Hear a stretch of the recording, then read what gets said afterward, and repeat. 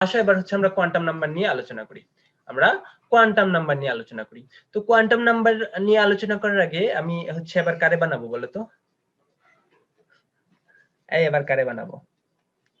ধরো হচ্ছে আরিন, ঠিক আছে? ধরো হচ্ছে আরিন। তো আরিনকে হচ্ছে আরিন কোথাও একটা বেড়াইতে গেছে, সেখানে হচ্ছে একটা নতুন বন্ধুর সাথে তার পরিচয় হয়েছে। তো নতুন বন্ধু জিজ্ঞেস করছে, আরিন তোমার বাসা কোথায়? কি জিজ্ঞেস করছে বলে তো? আরিন তোমার বাসা কোথায়? তো আরিন আনসার দিল আমার বাসা ঢাকায়। ঠিক আছে? কি দিল? আরিন আনসার দিল কোথায়? আমার বাসা ঢাকায়। এখন আরিনের বাসায় ঢাকায়, এটা দিয়ে কি সে ওই বন্ধুটা, নতুন বন্ধুটা তার বাসায় যাইতে পারবে? তার বাসায় কিন্তু যাইতে পারবে না। তারপরে সে জিজ্ঞেস করলো, ওই বন্ধুটা জিজ্ঞেস করলো, আরিন তোমার বাসা ঢাকার কোথায়? সে বললো, আরিন বললো হচ্ছে আমার বাসা হচ্ছে মতিঝিলে, বা আমার বাসা হচ্ছে ইস্টার্ন হাউজিং এ, বা ধরো আমার বাসা হচ্ছে মতিঝিলে ধরলাম। ঠিক আছে? কি বললো? আরিন বললো হচ্ছে আমার বাসা হচ্ছে মতিঝিলে। ফার্স্টে জিজ্ঞেস করছে আরিনের বাসা কোথায়, তো আরিন আনসার দিছে আমার বাসা ঢাকায়। তারপরে ওই বন্ধুটি আবার কি জিজ্ঞেস করছে, ঢাকার কোথায়? আরিন আনসার দিছে মতিঝিলে। এবং তারপরে আবার জিজ্ঞেস করছে, ভাইয়া মতিঝিলে গেলে কি তুমি খুঁজতে পারবা? পারবে না কিন্তু, মতিঝিলে গেলেই কিন্তু তুমি আরিনকে খুঁজতে পারবে না। তো তারপরে ওই বন্ধুটি আবার জিজ্ঞেস করছে, ভাইয়া মতিঝিলের কোথায়? আরিন আবার বললো যে মতিঝিলের ধরো কোন ব্লকে? মতিঝিলের ডি ব্লকে। ঠিক আছে? মতিঝিলের কোথায়? ডি ব্লকে। তো এই ধরনের কি জানো কোন একটা এরিয়াতে ওই A block, B block, C block এভাবে এভাবে আলাদা আলাদা করে দেওয়া থাকে ভালো ভালো এরিয়া গুলাতে। তো আমি ধরে নিছি যে মতিঝিল এরকম আছে, মনে হয় না আছে, তারপর আমি ধরে নিছি যে আসলে মতিঝিলে এই জিনিসটা আছে। তো বলে দিল ডি ব্লকে।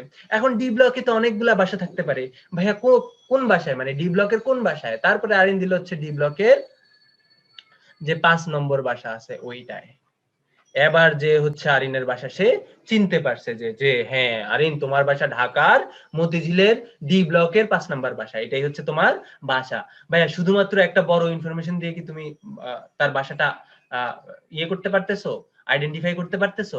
আইডেন্টিফাই কিন্তু করতে পারতেছো না, তোমার কিন্তু কতগুলা কি লাগছে, ফার্স্টে একটা বড় ঠিকানা লাগছে, বড় ঠিকানার ছোট একটা ঠিকানা লাগছে, তার চেয়ে ছোট একটা ঠিকানা লাগছে, তার চেয়ে ছোট একটা ঠিকানা লাগছে। এখন কোন একটা পরমাণুতে ইলেকট্রনের অবস্থানও তাই, কোন একটা পরমাণুতে ইলেকট্রনের অবস্থানও তাই, মানে তাই। তো কোন একটা পরমাণুতে ইলেকট্রনের অবস্থান যদি তুমি নির্ধারণ করতে চাও বা নির্ণয় করতে চাও, তোমাকে স্পেসিফিক্যালি একটা জিনিস বলে দিলেই হবে না যে ভাই আমার বাসা 5 নাম্বার বাসা হচ্ছে আমার, 5 নাম্বার বাসা হচ্ছে আমার। তাহলে তুমি কোথার 5 নাম্বারে যাবা? তুমি যাইতে পারবা কোথাও 5 নাম্বারে? বা তুমি বললা যে মতিঝিলের ডি ব্লকের 5 নাম্বার, তাহলে কোথাকার মতিঝিল? ভাই কলকাতায়ও মতিঝিল আছে, বাংলাদেশেও মতিঝিল আছে, এবং বাংলাদেশে একটা না কয়েকটা মতিঝিল আছে। ঢাকার মতিঝিল না ময়মনসিংহের মতিঝিল, বা কোথার মতিঝিল, তাই না? তোমার যে কোনো দুইটা তিনটা ইনফরমেশন দিয়ে তুমি কিন্তু পারতেছো না। তোমার ওই বাসাকে টোটালি আইডেন্টিফাই করার জন্য তোমার কিন্তু 4টা ইনফরমেশনই লাগতেছে। তো ইলেকট্রনের অবস্থান একদম কারেক্টলি আইডেন্টিফাই করার জন্য তোমাকেও 4টা জিনিস মাথায় রাখা লাগবে বা 4টা জিনিস জানা লাগবে। ওই 4টা জিনিসকে বলা হয় ভাইয়া ইলেকট্রনের কোয়ান্টাম নাম্বার। কি বলা হয় ভাইয়া?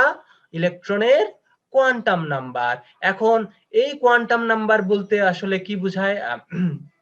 কোয়ান্টাম নাম্বার বলতে আসলে এমন সব নাম্বার বোঝায় বা এমন সব জিনিস বোঝায় যেগুলার হেল্প নিয়ে আমরা কি করতে পারি বলতো? একটা ইলেকট্রনের অবস্থান, পরমাণুতে ইলেকট্রনের অবস্থান আমরা নির্ধারণ করতে পারি বা আইডেন্টিফাই করতে পারি। এই কোয়ান্টাম নাম্বার হচ্ছে 4 প্রকার। এক নাম্বার হচ্ছে প্রধান কোয়ান্টাম নাম্বার। কি বলতো? প্রধান কোয়ান্টাম নাম্বার, বা এটাকে ইংলিশে বলা হয় প্রিন্সিপাল কোয়ান্টাম নাম্বার। ঠিক আছে? প্রিন্সিপাল কোয়ান্টাম সংখ্যা বা কোয়ান্টাম নাম্বার বা প্রধান কোয়ান্টাম সংখ্যা। 2 নাম্বার হচ্ছে সহকারী কোয়ান্টাম সংখ্যা। 2 নম্বরে কি বলতো? সহকারী কোয়ান্টাম সংখ্যা। 2 নম্বরে কে? সহকারী কোয়ান্টাম সংখ্যা। একে বলা হয় সাবসিডারি বা অ্যাজিমুথাল। একে কি বলা হয়? সাবসিডারি বা অ্যাজিমুথাল কোয়ান্টাম নাম্বার। 3 নম্বরে হচ্ছে ভাই magnetic quantum number. Magnetic quantum number. এই আমার কথা কি ক্লিয়ার? শুনতে পাচ্ছ তোমরা? আচ্ছা, 3 নাম্বার কি ভাইয়া? Magnetic quantum number. এবং সবার লাস্টে যেই কোয়ান্টাম নাম্বারটা আমাদের জানা লাগে সেটা হচ্ছে স্পিন কোয়ান্টাম নাম্বার। কি কোয়ান্টাম নাম্বার ভাইয়া এবং আপুরা? সেটা হচ্ছে স্পিন কোয়ান্টাম নাম্বার। কেমন? সেটা হচ্ছে কি? Spin quantum number. তাহলে কোন একটা পরমাণুতে ইলেকট্রনের অবস্থান জানার জন্য, সঠিকভাবে জানার জন্য আমাদের 4টা কোয়ান্টাম নাম্বারের হেল্প নেওয়া লাগে। প্রথমটা হচ্ছে প্রধান কোয়ান্টাম নাম্বার বা প্রিন্সিপাল কোয়ান্টাম নাম্বার, 2 নাম্বারটা হচ্ছে সহকারী বা সাবসিডারি, অথবা এজিমুথাল কোয়ান্টাম নাম্বারও বলা হয়। 3 নাম্বার হচ্ছে ম্যাগনেটিক কোয়ান্টাম নাম্বার, এবং ম্যাগনেটিকের বাংলা হচ্ছে চৌম্বকীয়, যারা জানো না। তো 4 নাম্বারটা হচ্ছে স্পিন কোয়ান্টাম নাম্বার, স্পিনের বাংলা হচ্ছে ঘূর্ণন। কেমন? তো এই 4টা কোয়ান্টাম নাম্বার যদি কোনো একটা ইলেকট্রনের জন্য আমরা জানি, তাহলে আমরা স্পেসিফিক্যালি বলে দিতে পারবো যে ভাই ইলেকট্রনটা এই জায়গায় আছে। ইলেকট্রনটা কোথায় আছে বলে তো? এই সুনির্দিষ্ট জায়গায় আছে, আমরা এটা বলে দিতে পারি। কেমন? তো আসো প্রধান কোয়ান্টাম নাম্বার দিয়ে আমরা কি বুঝি? প্রধান কোয়ান্টাম নাম্বার দিয়ে আমরা কি বুঝি? হ্যাঁ বলো ভাইয়া। আমরা কি দেখছি বলতো, কোন একটা পরমাণুতে ইলেকট্রন কোথায় আছে ওইটা জানার জন্য আমাদের 4টা কোয়ান্টাম নাম্বার জানা লাগে। 4টা কোয়ান্টাম নাম্বার জানা লাগে। প্রথমটা হচ্ছে প্রধান কোয়ান্টাম নাম্বার, দ্বিতীয়টা হচ্ছে সহকারী কোয়ান্টাম নাম্বার, 3 নাম্বারটা হচ্ছে ম্যাগনেটিক কোয়ান্টাম নাম্বার, এবং সবার শেষেরটা হচ্ছে স্পিন কোয়ান্টাম নাম্বার। তো আসো প্রধান কোয়ান্টাম নাম্বার দিয়ে আমরা কি বুঝি এটা আমরা একটু জানার চেষ্টা করি, বা প্রধান কোয়ান্টাম নাম্বার নিয়ে আমরা একটু গরু খুঁজি। কেমন? তো প্রধান কোয়ান্টাম নাম্বার বা প্রিন্সিপাল কোয়ান্টাম নাম্বার।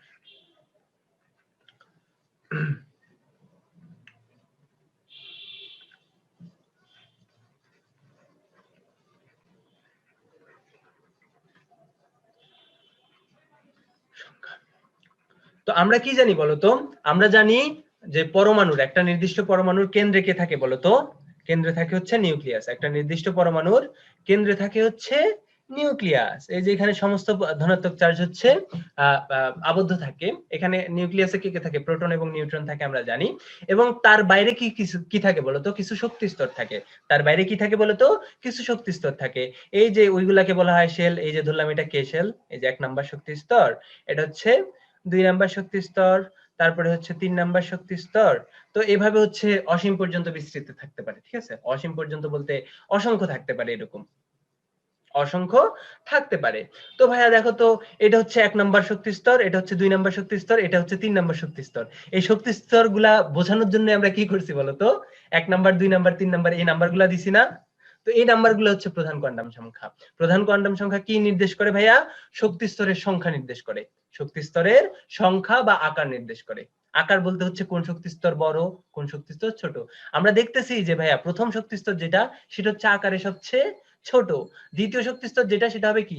নিউক্লিয়াসের দূরবর্তী, তাই কি হবে? আকারে বড় হবে। তৃতীয় শক্তি স্তরটা কি হবে? তার চেয়েও দূরে, তার মানে কি? তার চেয়েও বড়। তাহলে মেইনলি প্রধান কোয়ান্টাম সংখ্যা দিয়ে বোঝায় হচ্ছে কোন একটা শক্তি স্তরের আকার। কোন একটা শক্তি স্তরের আকার, শক্তি স্তর বড় নাকি ছোট, শক্তি স্তর বড় নাকি ছোট।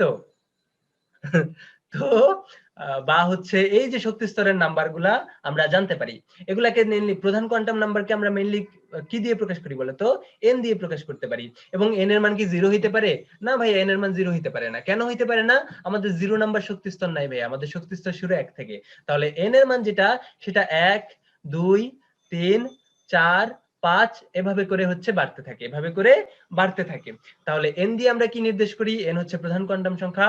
প্রধান কোয়ান্টাম সংখ্যা আসলে কি নির্দেশ করে? প্রধান কোয়ান্টাম সংখ্যা নির্দেশ করে আসলে শক্তি স্তরের আকার, বা শক্তি স্তর কয় নাম্বার শক্তি স্তর, শক্তি স্তরের সংখ্যা। শক্তি স্তরের কি নির্দেশ করে বলতো? সংখ্যা নির্দেশ করে। এই যে নিউক্লিয়াসের নিকটবর্তী যে শক্তি স্তরটা আছে, সেটা হচ্ছে 1 নাম্বার শক্তি স্তর। তারপরে শক্তি স্তরটা হচ্ছে 2 নাম্বার শক্তি স্তর। তারপরে শক্তি স্তরটা কি বলতো? 3 নাম্বার শক্তি স্তর। আসলে আমরা পরের কনসেপ্টে চলে যাই, যে সহকারী কোয়ান্টাম নাম্বার আসলে কি বোঝায়। তো হালকা পাতলা জেনেছি এবং আমরা প্রধান কোয়ান্টাম নাম্বার সম্পর্কেও জেনেছি। তো ওইটারই ক্রমধারা অনুসারে আজকে আমরা সহকারী কোয়ান্টাম নাম্বার সম্পর্কেও হালকা পাতলা জানবো। হালকা পাতলা না, আসলে অনেক কিছু জানবো, এবং দেখবা আজকের ক্লাস অনেক বেশি ইন্টারেস্টিং হবে। ঠিক আছে? অনেক বেশি ইন্টারেস্টিং বলতে আজকে আমরা অনেক অজানা তথ্য জেনে ফেলবো, যে জিনিসগুলা তোমাদের বইতে খুব সুন্দরভাবে হয়তো দেয়া নেই। ঠিক আছে? এবং যে জিনিসগুলা সম্পর্কে তোমাদের বইতে আরো খোলাখুলি ভাবে আলোচনা করার দরকার ছিল। ঠিক আছে? তো যেগুলা দেওয়া নাই, তো ওগুলা নিয়ে আমরা আজকে আলোচনা করব। তো দেখো, প্রধান কোয়ান্টাম নাম্বার সম্পর্কে আমরা পড়াশোনা করেছি। তো প্রধান কোয়ান্টাম নাম্বার কি?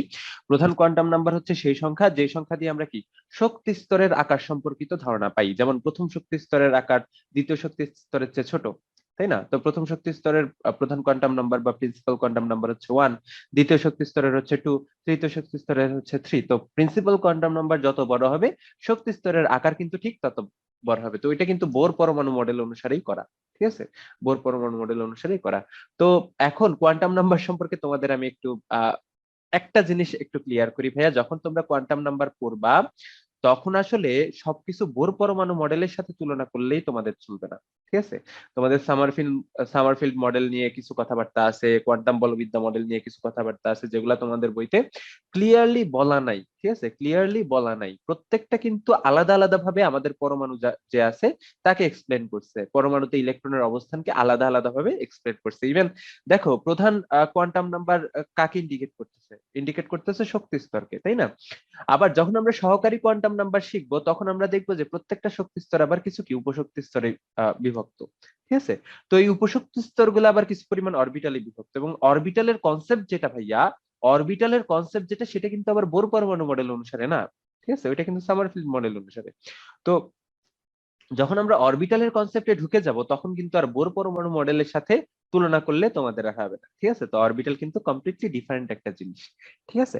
তো আগেই তোমাদের আমি একটু অ্যালার্ট করে নিই যে ভাইয়া যখন তোমরা এই অরবিটাল নিয়ে ব্যাপার স্যাপার করবা তখন কিন্তু তোমার শক্তি স্তর সম্পর্কিত যে ধারণাগুলা, মনে করো যে প্রথম শক্তি স্তরে ইলেকট্রন পরমাণু ওই নিউক্লিয়াসের চারদিকে এভাবে এভাবে ঘুরতেছে, ওইভাবে আলোচনা করলে আর হবে না, ঠিক আছে? ওই থিওরিটা সম্পূর্ণরূপে আলাদা হয়ে যাবে। এবং তোমাদের কিন্তু 2 নাম্বারের জন্য খুব কমন একটা কোয়েশ্চেন, অরবিট এবং অরবিটালের মধ্যে পার্থক্য কি? তো অরবিট হচ্ছে শক্তি স্তর, অরবিটাল হচ্ছে কি? অরবিটাল হচ্ছে পরমাণুর চারপাশে এমন জায়গা যেখানে কি ইলেকট্রনের অবস্থান করার সম্ভাবনা 95% বা তার বেশি, ঠিক আছে? তো দুইটার মধ্যে পার্থক্য তোমাদের বইতে খুব সুন্দরভাবে বলা আছে। তো তোমরা বুঝতে পারবা, আলোচনা করতে করতে তোমরা আরো অনেক পার্থক্য বুঝতে পারবা, ঠিক আছে? তাহলে চলো আমরা দেরি না করে সহকারী কোয়ান্টাম নাম্বার নিয়ে একটু পড়াশোনা করে ফেলি, ঠিক আছে? তাহলে সহকারী কোয়ান্টাম কোয়ান্টাম নাম্বারের যদি আমি ইংলিশ ট্রান্সলেশন করি, যদিও এটার খুব বেশি দরকার নাই, তারপরেও এটাকে এজিমুথাল কোয়ান্টাম নাম্বার বলা হয় অথবা সাবসিডিয়ারি কোয়ান্টাম নাম্বারও বলা হয়, ঠিক আছে? এজিমুথাল বা সাবসিডিয়ারি, ঠিক আছে? এটাকে এজিমুথাল কোয়ান্টাম নাম্বারও বলা হয় বা সাবসিডিয়ারি কোয়ান্টাম নাম্বারও বলা হয়। দেখো কোয়ান্টাম নাম্বার কি? কোয়ান্টাম নাম্বার কিছু সংখ্যা যেটার মাধ্যমে কি আমরা ইলেকট্রনকে এক্সপ্লেন করতে পারি, ইলেকট্রনের অবস্থানকে এক্সপ্লেন করতে পারি, পরমাণুর আকারকে এক্সপ্লেন করতে পারি, তাই না? বিভিন্ন তথ্য আমরা পেয়ে থাকি। যেমন প্রধান কোয়ান্টাম নাম্বার দিয়ে আমরা বুঝতে পারি ইলেকট্রনটা কত নাম্বার শক্তি স্তরে আছে, যে শক্তি স্তরে আছে সেটা কি বড় নাকি ছোট, ঠিক আছে? বড় নাকি ছোট। তো সহকারী কোয়ান্টাম নাম্বার দিয়ে আমরা আসলে বুঝতে পারি কি? দেখো সহকারী কোয়ান্টাম নাম্বার যেটা, ঠিক আছে, এটা দিয়ে আমরা মূলত বুঝতে পারি আমাদের অরবিটালের আকৃতি কেমন, ঠিক আছে? এখন চলে আসলো অরবিটাল, ঠিক আছে? এখান থেকে আসলো কি বলতো ভাইয়া, অরবিটাল। দেখো অরবিটাল কি এটা জানার জন্য তোমাদের আসলে ওই ইলেকট্রন যে একটা কণা, এই কণা থেকে তোমাদের বেরিয়ে আসতে হবে। দেখো আমি কিন্তু গত ক্লাসে একটা জিনিস বলছিলাম, যখন আমাদের ওই উপরে হচ্ছে ফ্যান ঘুরে, তখন ফ্যান যখন ঘুরে তখন কিন্তু আমরা পাখাগুলোকে দেখতে পাই না, আমরা কি দেখতে পাই? পাখার একটা মেঘ দেখতে পাই না? ওইরকম। তো একইভাবে ইলেকট্রন যখন কোন একটা পরমাণুতে অবস্থান করে তখন সে যে ভাইয়া যাতায়াত করতে থাকে, গতিপথ করতে থাকে, তখন কি আমরা ইলেকট্রনটাকে দেখতে পাই? না, আমরা দেখতে পাই ইলেকট্রনের একটা মেঘ, ঠিক আছে, খুব দ্রুত ঘুরতেছে, ঠিক আছে, একটা মেঘ দেখতে পাই, অন্য কিছু কিন্তু দেখতে পাই না, ঠিক আছে? আমরা কি দেখতে পাই? একটা মেঘ দেখতে পাই। তো মনে করো আমরা যে মেঘটা দেখতে পাই সে মেঘটা হচ্ছে এরকম, ঠিক আছে? সে মেঘটা কি? এরকম। ইলেকট্রনের মেঘ দেখতে কি বলতো ভাইয়া? মনে করো এরকম, যে এখানে এরকম একটা মেঘ আমরা দেখতেছি। আমরা আসলে ইলেকট্রন দেখতেছি না, আমরা কি ইলেকট্রনের এরকম একটা মেঘ দেখতে পাচ্ছি। ভাইয়া ইলেকট্রনের মেঘ দেখতে পাচ্ছি মানে কি বলতো ভাইয়া? ইলেকট্রনের মেঘ যেখানে যেখানে দেখতে পাচ্ছি সেখানে সেখানে ইলেকট্রনটা থাকতে পারে, তাই না? তো এই যে টোটাল মেঘটা, এই টোটাল মেঘটাকে বলা হয় কি? একটা অরবিটাল। তো এটার সঙ্গে এভাবে দেওয়া হয়, আমরা তো ডিরেক্ট মেঘটাকে এক্সপ্লেন করতে পারি না, তো এই জন্য এভাবে হচ্ছে সংজ্ঞাটা দেওয়া হয় যে একটা নির্দিষ্ট সময়ে পরমাণুর চারপাশে, নিউক্লিয়াসের চারপাশে যে অঞ্চলে ইলেকট্রন প্রাপ্তির সম্ভাবনা 90 থেকে 95% বা তারও বেশি, তাকে আমরা কি বলি? অরবিটাল বলি। এবং দেখো তো ভাইয়া কিছু অঞ্চল আছে না যেখানে ইলেকট্রন প্রাপ্তির সম্ভাবনা অনেক কম, যেমন আমি যে এখানে একটা অরবিটাল লিখলাম বা ইলেকট্রনের একটা মেঘ লিখলাম, এই ইলেকট্রনের মাঝামাঝি জায়গায় কি ভাইয়া ইলেকট্রন প্রাপ্তির সম্ভাবনা খুব বেশি? না, দেখো মেঘ অনেক কম, মেঘ কম মানে ইলেকট্রন প্রাপ্তির সম্ভাবনা অনেক কম। তো এই অঞ্চলগুলা যেখানে ইলেকট্রন প্রাপ্তির সম্ভাবনা খুবই কম, 0 থেকে 5% বা আরো কম, মানে নাই বলা যায়, 0% মানে তো নাই, তো ওই অঞ্চলগুলাকে কি বলা হয়? নোড বলা হয়। কি বলা হয় বলতো ভাইয়া? নোড বলা হয়। তার মানে অরবিটাল এবং নোড কিন্তু একটা আরেকটার কি? বিপরীত। তো নোডের বাংলা হচ্ছে পর্ব। এটা কেন বলতেছি, এটা আমার অফলাইনের স্টুডেন্টই জানে। আচ্ছা যাই হোক, তো তো অরবিটাল কি? অরবিটাল হচ্ছে ইলেকট্রনের মেঘ, ঠিক আছে? ইলেকট্রনের মেঘ দেখতে যেরকম অরবিটালও এরকম। তো সহকারী কোয়ান্টাম সংখ্যা সম্পর্কে জানার জন্য আমাদের আরো কিছু তথ্য জানা লাগবে, সেটা কি? প্রত্যেকটা শক্তি স্তর কি কিছু পরিমাণ উপশক্তি স্তরে বিভক্ত। এই উপশক্তি স্তর কে আমরা বিভিন্ন নামে ডাকি, যেমন এস উপস্তর, পি উপস্তর, ডি উপস্তর, এফ উপস্তর। এখন এই উপস্তরের সংখ্যা, ঠিক আছে, বা সহকারী কোয়ান্টাম সংখ্যা যেটা, এই সহকারী কোয়ান্টাম সংখ্যাকে আমরা প্রকাশ করি হচ্ছে এল দিয়ে। ঠিক আছে, একটু গোলমেলে লাগতে পারে, বাট একটু ওয়েট করো, আস্তে আস্তে ঠিক হয়ে যাবে। তো এল এর যে মানটা সেটা হচ্ছে ভাইয়া প্রধান কোয়ান্টাম নাম্বারের উপরে ডিপেন্ড করে। মনে করো ভাইয়া প্রধান কোয়ান্টাম নাম্বার এন এর মান হচ্ছে 1, ঠিক আছে, তাহলে এই n ইজ ইকুয়াল টু 1 এর জন্য এল এর মান হইতে পারে ভাইয়া 0 থেকে শুরু করে n মাইনাস 1 পর্যন্ত। তার মানে প্রধান কোয়ান্টাম নাম্বারের যে কোনো নাম্বারের জন্য সহকারী কোয়ান্টাম নাম্বারের মান কত হইতে পারে? 0 থেকে n মাইনাস 1 পর্যন্ত হইতে পারে। তাহলে n ইজ ইকুয়াল টু 1 হইলে এল এর মান শুধু কি হইতে পারে? 0 হইতে পারে। n ইজ ইকুয়াল টু যদি 2 হয় তাহলে কত হইতে পারে এল এর মান? 0 1, তাই না? 0 1। তাহলে এল এর মান কি বলতো ভাইয়া? প্রথম শক্তি স্তরে বা এই n ইজ ইকুয়াল টু যখন 1 তখন এল এর মান কি থাকবে? শুধুমাত্র 0। যখন n এর মান হয়ে যাবে 2 তখন এল এর মান কি হবে? 0 1। ঠিক আছে, এভাবে এল এর মান 0 1 2 3 4 5 6 এরকম হইতে পারে না? এরকম কিন্তু ইনফিনিটি পর্যন্ত হইতে পারে। যদিও 3 পর্যন্ত তোমাদের বইতে আলোচনা করা আছে এল এর মান, বাট এল এর মান কিন্তু যে কোনো কিছু হইতে পারে। এখন এই যে ভাইয়া এল এর বিভিন্ন মান 0 1 2 3 4, এল এর প্রত্যেকটা মান আসলে এক একটা উপস্তরকে নির্দেশ করে। কাকে নির্দেশ করে? উপস্তরকে নির্দেশ করে। সহকারী কোয়ান্টাম সংখ্যার সংজ্ঞাটা আমরা কিভাবে দিব ওই সংজ্ঞাটার কথা আমরা পরে আসি, বাট আমরা প্রথমে বুঝি যে আসলে এটা দিয়ে বুঝাচ্ছে কি। ভাইয়া সহকারী কোয়ান্টাম সংখ্যার প্রত্যেকটা মান এক একটা উপস্তরকে নির্দেশ করে। যেমন সহকারী কোয়ান্টাম নাম্বারের মান যখন 0, এল এর মান যখন 0, ভাইয়া এই এই এই এই সহকারী কোয়ান্টাম সংখ্যা বিশিষ্ট উপস্তরটাকে আমরা নাম দিব এস উপস্তর। নাম কি দিব? এস উপস্তর। যখন সহকারী কোয়ান্টাম নাম্বার হবে হচ্ছে 1 তখন এই উপস্তরটার নাম আমরা দিব পি উপস্তর। যখন এই যে ভাইয়া সহকারী কোয়ান্টাম নাম্বার হবে হচ্ছে 2 তখন যে উপস্তরটা ওই উপস্তরটাকে আমরা নাম দিব ডি উপস্তর। যখন 3 তখন আমরা কি? এফ উপস্তর। যখন 4 তখন জি এইচ আই, এভাবে করে কি আস্তে আস্তে বাড়তে থাকবে। তো এরকম এখনো কিন্তু অনেক গবেষণা চলছে এগুলা নিয়ে। শুধুমাত্র এফ উপস্তরে গেলেই যে শেষ হয়ে যাবে এটা কিন্তু না, কিছু বইতে এটার কথা দেওয়া আছে, ওইটা আসলে ওল্ড অনুসারে করা। রিসেন্টলি কিন্তু তোমরা জানো আমাদের যে পর্যায় সারণী গুলো আছে সেখানে কিন্তু 118টা মূলের মধ্যেই সীমাবদ্ধ না, খুব দ্রুতই তোমাদের পর্যায় সারণীতে চেঞ্জ আসতে যাচ্ছে। আমাদের 131টা মৌল নিয়ে এখন কাজ চলতেছে, ঠিক আছে, ভবিষ্যতে আরো আসবে ইনশাল্লাহ। তো বিজ্ঞান অনেক চেঞ্জ, ঠিক আছে, মানে চেঞ্জেবল আর কি, কয়েকদিন পরে পরেই বিজ্ঞান চেঞ্জ হয়। তো বিজ্ঞান মানে অন্ধভাবে বিজ্ঞানের ওই উপাসনা করা কিন্তু খুব ভালো কোনো চয়েস না, ঠিক আছে। কারণ আজকে হয়তো একটা জিনিস অনেক আগে মানুষ ভাবতো যে সূর্য পৃথিবীর চারদিকে ঘুরে, তখন ওইটা বিজ্ঞান ছিল, বিশেষ জ্ঞান ছিল। এখন মানুষ উল্টাটা জানে যে আসলে কি পৃথিবী সূর্যের চারদিকে ঘুরতেছে, তার মানে বুঝতেই পারতেছো বিজ্ঞান কিন্তু চেঞ্জ হয়, তো আরো সামনে চেঞ্জ হবে। তো পুরনো বইতে যে বলছে এফ উপস্তরের পরে আর কোনো উপস্তর নাই, এই জিনিসটা বিশ্বাস করে বসে থাকলে হবে না ভাইয়া। এরপরে কি আছে? আরো অনেকগুলো উপস্তর আছে।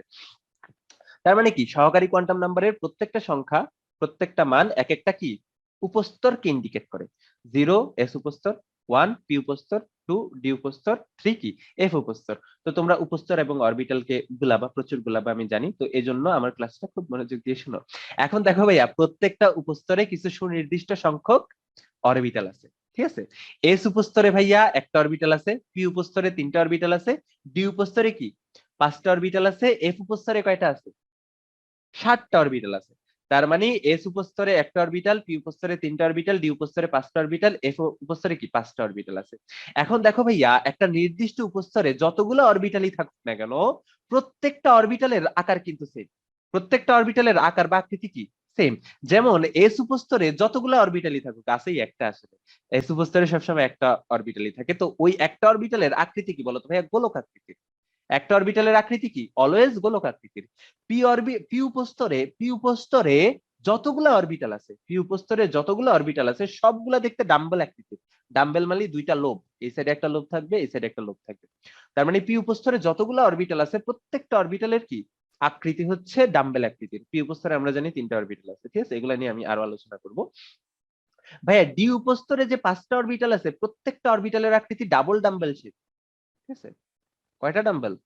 ডাবল ডাম্বেল শেপ, ঠিক আছে। ডি উপস্তরে যে 5টা অরবিটাল আছে প্রত্যেকটার আকৃতি কি বলতো ভাইয়া? Double dumbbell shape. এফ উপস্তরের প্রত্যেকটা অরবিটাল, 7টা অরবিটাল আছে, 7টা অরবিটালের আকৃতি কি বলতো ভাইয়া? 4টা ডাম্বেল শেপ। তো এটা আমি আঁকাইতে পারতেছি না, এটা খালি হাতে আঁকানো খুবই মুশকিল, ঠিক আছে। তো 4টা ডাম্বেল তুমি কেমন আঁকাবা? তো 4টা ডাম্বেল আকৃতি, তার মানে এফ উপস্তরে যে 7টা অরবিটাল আছে প্রত্যেকটা দেখতে কি বলতো ভাইয়া? সেম, প্রত্যেকটার আকৃতি সেম। এই জন্য সহকারী কোয়ান্টাম সংখ্যাটার সঙ্গে এভাবে দেওয়া হয় যে কোয়ান্টাম সংখ্যা দিয়ে আমরা কোনো এক একটা অরবিটালের মানে ইলেকট্রন যে অরবিটালে থাকে ওই অরবিটালের আকৃতি সম্পর্কে ধারণা পাই। দেখো ভাইয়া, উপস্তর সম্পর্কে ধারণা পাইলে তুমি কিন্তু অরবিটালের আকৃতি সম্পর্কে এমনিই ধারণা পাচ্ছ। যদি সেটা এস উপস্তরে থাকে অরবিটালের আকৃতি কি হবে? গোলক আকৃতির। যদি পি উপস্তরে থাকে অরবিটালের আকৃতি কি হবে? ডাম্বেল আকৃতির। যদি ডি উপস্তরে থাকে তাহলে কি হবে? ডাবল ডাম্বেল আকৃতির। যদি এফ উপস্তরে থাকে তাহলে চারটা ডাম্বেল আকৃতির, টেট্রা ডাম্বেল আকৃতির, তাই না? তো যেহেতু তুমি ওই উপস্তরের নাম দেখেই বুঝে যাচ্ছ যে ভাইয়া তার অরবিটালের আকৃতিটা কেমন, এজন্য সহকারী কোয়ান্টাম সংখ্যাটা যে সংজ্ঞা সেটা এইভাবে দেওয়া হয় যে কোয়ান্টাম সংখ্যার সাহায্যে আমরা কোনো একটা ইলেকট্রন যে অরবিটালে আছে ওই অরবিটালের আকৃতি সম্পর্কে ধারণা পাই, সেই কোয়ান্টাম সংখ্যাকে আমরা কি বলি? সহকারী কোয়ান্টাম সংখ্যা বা এজিমুথাল কোয়ান্টাম সংখ্যা বলি। ঠিক আছে? তো আশা করি সহকারী কোয়ান্টাম সংখ্যা কি এটা তোমাদের বুঝাইতে পারছি আমি। তো সহকারী কোয়ান্টাম সংখ্যার মান কি? এল। ঠিক আছে? এল এর মান কত থেকে কত হইতে পারে? যে কোনো একটা শক্তি স্তরের জন্য এল এর মান কত হইতে পারে? 0 থেকে n-1।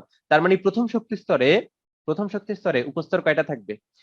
প্রথম শক্তি স্তরের জন্য এল এর মান হবে 0, তার মানে শুধুমাত্র এস উপস্তর থাকবে। দ্বিতীয় শক্তি স্তরে এন এর মান কত? 2।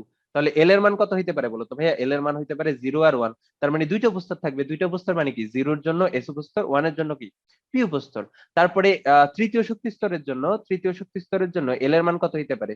0 1 2, তাই না? তার মানে কি 0 এর জন্য এস উপস্তর, 1 এর জন্য পি উপস্তর, 2 এর জন্য কি? ডি উপস্তর, তাই না? তার মানে তৃতীয় শক্তি স্তরে এস, পি এবং ডি উপস্তর ছাড়া আর কোনো উপস্তর কিন্তু থাকতে পারে না। ঠিক আছে? আর কোনো উপস্তর কিন্তু থাকতে পারে না। আমি আবার বলতেছি, তোমরা উপস্তর এবং অরবিটাল নিয়ে গোলাবা। ঠিক আছে? এস উপস্তরে একটা অরবিটাল থাকে যেটাকে আমরা এস অরবিটালই বলি। পি উপস্তরে তিনটা অরবিটাল থাকে যেটাকে আমরা p x, p y, p z orbital বলি। একটু পরেই দেখবো তোমাদের বইতে পি অরবিটাল নাম দিয়েছে গণহারে। তো যাই হোক, গোলাবা না। পিএক্স, পিওয়াই, পিজেড হচ্ছে অরবিটাল আর পি হচ্ছে কিউ উপস্তর। ডি উপস্তরে পাঁচটা অরবিটাল আছে। ঠিক আছে? D x y, d y z, d z x, d z square, d x square, y square. F উপস্তরে এরকম আরো 7টা অরবিটাল আছে। ঠিক আছে? তাদেরও নাম আছে, বাট গণহারে এফ অরবিটাল নাম দেওয়া হয়। এফ অরবিটাল মানে এফ উপস্তরের কোন একটা অরবিটাল। ঠিক আছে? এরকম নাম দিছে। বাট এফ উপস্তরে কিন্তু 7টা অরবিটাল আছে আলাদা আলাদা। আচ্ছা, যাই হোক, তাহলে বুঝতেই পারতেছো এন এর যে কোনো মানের জন্য এল এর মান হইতে পারে n-1 পর্যন্ত 0 থেকে। ঠিক আছে? তার মানে তোমাকে যদি জিজ্ঞেস করা হয় ভাইয়া 2D অরবিটাল, 2D উপস্তর, এটা কি পসিবল? দেখো ভাইয়া, 2D মানে কি? 2 নাম্বার শক্তি স্তর এন এর মান, তাই না? 2 নাম্বার শক্তি স্তর 2 থাকা মানে, তাহলে এন এর মান কত? 2। এন এর মান 2 এর জন্য এল এর মান কত হয় বলো তো ভাইয়া? 0 1। তাহলে 0 মানে এস, 1 মানে কি? পি। দেখো তো ভাইয়া, এই এন এর মান 2 এর জন্য কি এল এর মান 2 হইতে পারে? পারে না তো। তার মানে কি এই 2D যেটা ডি হওয়ার জন্য অবশ্যই তোমার কি হওয়া লাগবে? এল এর মান 2 হওয়া লাগবে। তো n ইজ ইকুয়াল টু 2 হইলে এল এর মান তো 2 হইতে পারে না। তার মানে 2D উপস্তর যেটা সেটা কিন্তু পসিবল না। ঠিক আছে? বা 2D এর যে অরবিটাল গুলা সেগুলাও কিন্তু গঠিত হওয়া কি না?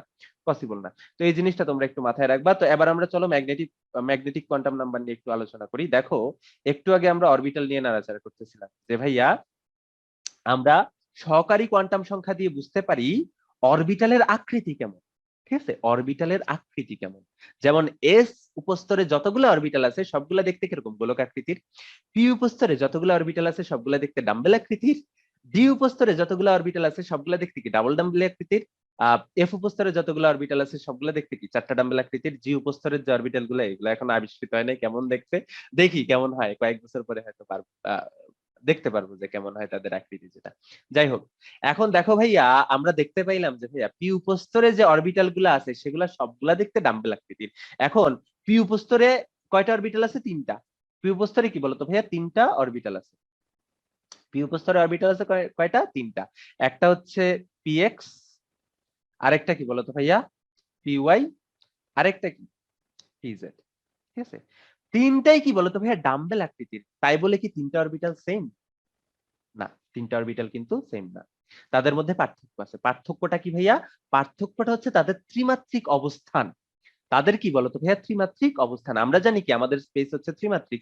স্পেসের কি থাকে বলতো ভাইয়া? এক্স অ্যাক্সিস থাকবে, ওয়াই অ্যাক্সিস থাকবে, আর কি থাকবে? জেড অ্যাক্সিস থাকবে, তাই তো? জেড অ্যাক্সিস থাকবে। তো ভাইয়া, এই ত্রিমাত্রিক স্পেসে অরবিটাল গুলা কিভাবে অবস্থান করে তার উপর ভিত্তি করে প্রত্যেকটা অরবিটালের আলাদা আলাদা নাম আছে। যেমন ভাইয়া পিএক্স অরবিটাল আমরা কাকে বলবো ভাইয়া? পি উপস্তরের 3টা অরবিটালের মধ্যে একটা থাকে কি বলতো ভাইয়া? এক্স অ্যাক্সিস বরাবর, একটা থাকে ভাইয়া ওয়াই অ্যাক্সিস বরাবর, আরেকটা থাকে ভাইয়া কি? জেড অ্যাক্সিস বরাবর।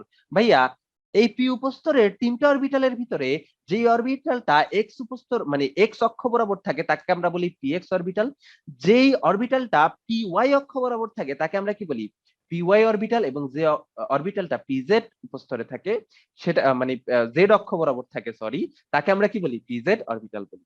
ঠিক আছে, খুব খুব সূক্ষ্ম একটা কথা কিন্তু। তার মানে সহকারী কোয়ান্টাম সংখ্যা, আচ্ছা ম্যাগনেটিক কোয়ান্টাম সংখ্যা নিয়ে আমি এখন আসতেছি না। ঠিক আছে, তো তার মানে কি বলতো ভাই, পি উপস্তরে যে তিনটা অরবিটাল আছে তাদের কি ত্রিমাত্রিক অবস্থান কিন্তু ভিন্ন। এখন ম্যাগনেটিক কোয়ান্টাম নাম্বার দিয়ে আমরা বুঝতে পারি যে ভাই তার ত্রিমাত্রিক অবস্থানটা কিরকম। ঠিক আছে, তো ম্যাগনেটিক কোয়ান্টাম নাম্বার দিয়ে আমরা মূলত কি বুঝি, ম্যাগনেটিক কোয়ান্টাম নাম্বার বা চুম্বকীয় কোয়ান্টাম নাম্বার, ম্যাগনেটিক বা চুম্বকীয় কোয়ান্টাম নাম্বার দিয়ে আমরা মূলত বুঝি কি তার ত্রিমাত্রিক অবস্থান কত। ঠিক আছে, ম্যাগনেটিক কোয়ান্টাম নাম্বারকে আমরা ছোট হাতের এম দিয়ে প্রকাশ করি ভাইয়া। এম এর মান হইতে পারে, এম এর মান হইতে পারে ভাইয়া মাইনাস এল থেকে জিরো সহ কি প্লাস এল পর্যন্ত। এম এর মান কি হইতে পারে বলতো ভাইয়া, মাইনাস এল থেকে শুরু করে জিরো সহ কি প্লাস এল পর্যন্ত। ঠিক আছে, মাইনাস এল থেকে জিরো সহ কি প্লাস এল পর্যন্ত। যেমন আমি যদি চিন্তা করি যে ভাইয়া পি উপস্তরে, পি উপস্তরের জন্য আমার এম এর মান কত হইতে পারে, তো আমরা জানি পি উপস্তরের জন্য এল এর মান কত, 1। তাহলে এম এর মান কত হবে, -1 থেকে শুরু করে জিরো সহ কি +1 পর্যন্ত। তাহলে -1 0 +1, তো -1 একটা অরবিটালকে ইন্ডিকেট করবে পি উপস্তরের, 0 আরেকটা অরবিটালকে ইন্ডিকেট করবে, +1 কি আরেকটা অরবিটালকে ইন্ডিকেট করবে। তো নরমালি এরকমই করা হয় যে -1 হচ্ছে px, 0 হচ্ছে py, +1 কি pz, বাট এরকম কোনো ধরাবাঁধা নিয়ম নাই, কারণ একটা অরবিটালের তিনটা, একটা উপস্তরের তিনটা অরবিটালের কি মানে যে কোনো একটা সুনির্দিষ্ট উপস্তরে যতগুলো অরবিটাল আছে সবগুলা শক্তি কি বলতো ভাই সমান। এজন্য আমরা এই যে -1 দিয়ে পিজেড কেও ইন্ডিকেট করতে পারি, পিওয়াই কেও ইন্ডিকেট করতে পারি, পিএক্স কেও ইন্ডিকেট করতে পারি। বাট যখন আমরা ইন্ডিকেট করে ফেলবো যে -1 সমান পিএক্স, তখন পিওয়াই আর -1 দিয়ে ইন্ডিকেট করতে পারবো না। ঠিক আছে, পিওয়াই করা লাগবে 0 বা +1 দিয়ে। ঠিক আছে, তো যখন আরেকটা ইউজ হয়ে যাবে বাকিটা কি বলতো ভাই অন্যটা হবে। তো যে কোনো কিছু আমরা নাম দিতে পারি, বাট তোমাদের বইতে এই নিয়মটা অনুসরণ করা হয়েছে যে ভাইয়া -1 হলে কি পিএক্স, 0 হলে কি পিওয়াই, +1 হলে কি বলতো ভাইয়া পিজেড অরবিটাল। ঠিক আছে, তো এভাবে তোমাদের বইতেই করা আছে আর কি। তার মানে এম এর যে কোনো মানের জন্য, এল এর যে কোনো মানের জন্য এম এর মান কি হতে পারে -এল থেকে 0 সহ কি বলতো ভাইয়া +এল পর্যন্ত। ঠিক আছে, এখন চলো ভাইয়া ডি উপস্তরের জন্য আমরা যাই। ঠিক আছে, ডি উপস্তরের জন্য আমরা যাই। ডি উপস্তরের জন্য আমাদের এল এর মান কত হয়, এল এর মান হয় হচ্ছে 2 সরি 2। তাহলে বলো তো ভাইয়া এম এর মান কত হবে, এম এর মান হবে -2 -1 0 +1, তারপরে কি বলতো ভাইয়া +2। তার মানে প্রত্যেকটা সংখ্যা কি বলতো ভাইয়া এক একটা অরবিটালকে নির্দেশ করে। এম এর প্রত্যেকটা মান কি এক একটা অরবিটালকে নির্দেশ করে, এবং আমরা জানি কি ডি উপস্তরে অরবিটাল হচ্ছে 5টা।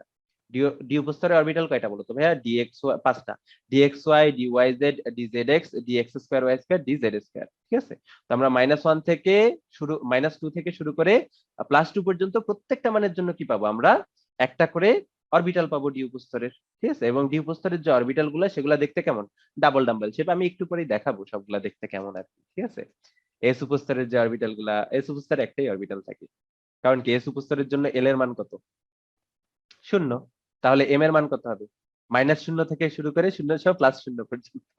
তার মানে আলটিমেটলি 0, -0 +0 তো অন্য কিছু। ঠিক আছে, তো যাই হোক, তার মানে এম এর মান 0, তার মানে একটাই কি পাবো, একটাই হচ্ছে পাবো। ঠিক আছে, আহ তার মানে এস উপস্তরে এস অরবিটাল ছাড়া আর কিছু নেই।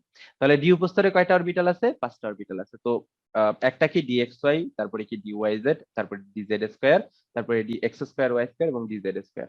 এবং আমি যদি চিন্তা করি যে ভাইয়া এফ উপস্তর, এফ উপস্তরের জন্য আমাদের এম এর মান কত, এল এর মান হচ্ছে কত বলো তো ভাইয়া 3, তাহলে তোমার এম এর মান কত হবে -3 থেকে শুরু করে কি 0 সহ +3 পর্যন্ত। এবং প্রত্যেকটা মান কি করে এক একটা অরবিটালকে ইন্ডিকেট করে। তাহলে দেখো তো অরবিটাল টোটাল কয়টা হয়, -3 এর জন্য একটা অরবিটাল, -2 এর জন্য একটা অরবিটাল, -1 এর জন্য একটা অরবিটাল, 0 এর জন্য একটা অরবিটাল, +1 এর জন্য একটা অরবিটাল, +2 এর জন্য একটা অরবিটাল, +3 এর জন্য একটা অরবিটাল। টোটাল কয়টা অরবিটাল হয়, 7টা অরবিটাল হয়। এরকম ভাবে প্রত্যেকটা উপস্তরের জন্য তুমি কিন্তু অরবিটালের সংখ্যা যেটা সেটা গুনে ফেলতে পারবা। তাহলে চলো আমরা এখন দেখে ফেলি ডি উপস্তরের অরবিটাল গুলা দেখতে কিরকম, এস উপস্তরের অরবিটাল গুলা দেখতে কিরকম, পি উপস্তরের অরবিটাল গুলা দেখতে আসলে কিরকম। ঠিক আছে, আসলে কিরকম, তাহলে চলো দেখে ফেলি। ঠিক আছে, তাহলে শুরু করি আমরা এস স্তরের অরবিটাল গুলা দিয়ে। কোথায় সেভ করেছিলাম, এই জায়গায় সেভ করেছিলাম। তাহলে এস উপস্তরে যে অরবিটাল গুলা আছে ভাইয়া সেগুলা কি বলতো, সেগুলা দেখতে হুবহু কি একটা গোলক আকৃতির। ঠিক আছে, একদম হুবহু গোলক আকৃতি। সেগুলো দেখতে কি বলো তুমি, হুবহু একটা গোলক আকৃতি তোমরা দেখতেছো, যে 1s orbital, 2s orbital, 3s orbital. ঠিক আছে, তো এখানে ওয়ান গুলা কি, ওয়ান গুলা হচ্ছে 1 2 3, এগুলো হচ্ছে প্রিন্সিপাল কোয়ান্টাম নাম্বার। তোমরা 9 10 একটু দেখছো, এই সম্পর্কে একটু জ্ঞান অর্জন করছো। একদম যে কিছু পড়ে আসে না এরকম তো না, তাই না, হালকা পাতলা কিছু তো পড়ছো। তাহলে দেখো 1s অরবিটাল যেটা, সেটা দেখতে এরকম। এটাকে যদি আমরা প্রস্থচ্ছেদ করি তাহলে আমরা দেখবো এরকম, যে পুরো ইলেকট্রনের একটা ম্যাক্স ছড়াই আছে। ঠিক আছে, এখন গোলক আকৃতির বলতে আসলে কি, কোন একটা অরবিটাল গোলক আকৃতির বলতে আসলে কি? গোলক আকৃতির বলতে আসলে এখানে যে ইলেকট্রন গুলো আছে সেগুলা কি ঘুরতেছে, ঘুরার ফলে ইলেকট্রনের যে মেঘ আমরা দেখতেছি, মনে করো ফ্যান ঘুরতেছে, ফ্যানের একটা মেঘ আমরা দেখতেছি না, ওইটা দেখতে কিরকম, বৃত্তাকার একটা মেঘ। এরকম ভাইয়া ইলেকট্রন যখন ঘুরে এস উপস্তরে থেকে একটা অরবিটালে, তখন কি বলতো ভাইয়া, ইলেকট্রনের মেঘটা দেখতে কিরকম, গোলক আকৃতির, ঠিক এরকম। এখন দেখো ভাইয়া 1s উপস্তরে একটাই গোলক, 2s উপস্তরে দেখো ভাইয়া, 2s উপস্তরে দেখো ভাইয়া, নিচে একটা গোলক থাকে, উপরে কি থাকে, আরেকটা গোলক থাকে, তাই না? এই যে 1s এর গোলক, উপরে কি 2s এর গোলক। আবার 3s উপস্তরে কি বলতো ভাইয়া, 1s এর জন্য একটা গোলক, 2s এর জন্য একটা গোলক, 3s এর জন্য কি আলাদা আরেকটা গোলক। এখন দেখো তো ভাইয়া, পাশাপাশি দুইটা গোলকের মাঝখানে কিছু ফাঁকা জায়গা আছে না? মনে করো ভাইয়া, এটা হচ্ছে 1s এর জন্য গোলক, আর এটা কি বলতো ভাইয়া,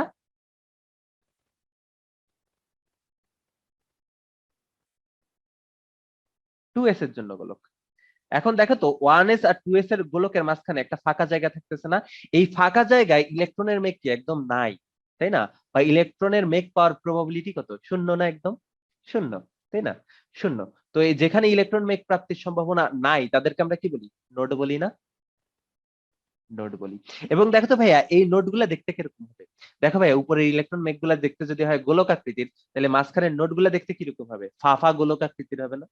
ঠিক আছে, ফাফা গোলক আকৃতিরই হবে। তার মানে নোটগুলা দেখতো কি, ফাফা গোলক আকৃতির বা স্ফেরিক্যাল। এই স্ফেরিক্যাল যে নোটগুলা, এগুলাকে বলা হয় ভাইয়া রেডিয়াল নোড বা স্ফেরিক্যাল নোড। কি বলা হয়, রেডিয়াল নোড, বা কি বলতো ভাইয়া, অথবা স্ফেরিক্যাল নোড, দুইটাই বলা হয়, দুইটাই বলা হয়। ঠিক আছে, স্ফেরিক্যাল নোড বা রেডিয়াল নোড।